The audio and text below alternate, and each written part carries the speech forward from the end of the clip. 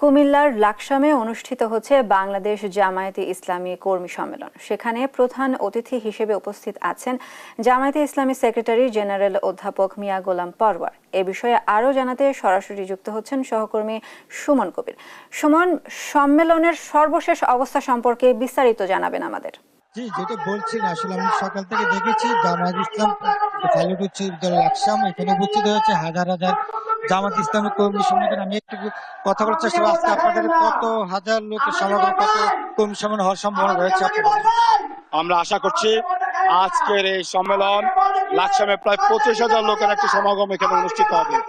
কিছুক্ষণের মধ্যেই ইতোমধ্যেই লাকসাম মিছিলের নগরীতে পরিণত হয়েছে। আপনারা দেখছেন শত শত হাজার হাজার মানুষ, আমাদের চেয়ার যা ছিল সকল চেয়ারগুলো ফিল আপ হয়ে গিয়েছে এবং রাস্তাঘাটগুলো ব্লক হয়ে গেছে।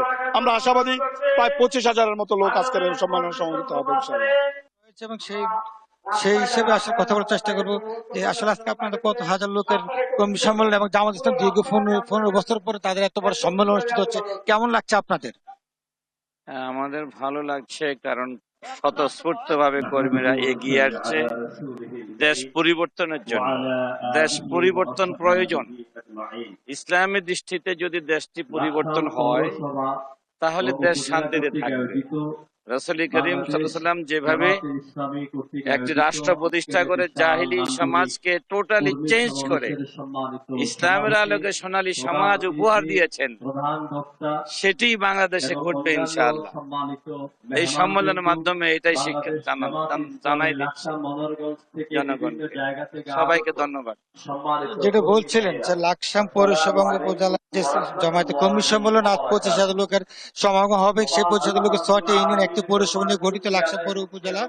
এবং আমি দেখতে পাচ্ছি সকাল থেকে আসলে তাদের মধ্যে আনন্দ বিরাজ করছে। তারা বলছে গত 15 বছর পরে প্রথম আসলে লাকসাম পৌরসভা উপজেলা যে জামায়াতের কর্মী সম্মেলন অনুষ্ঠিত হয়েছে, সেই অনুষ্ঠান থেকে এই ছিল সর্বশেষ।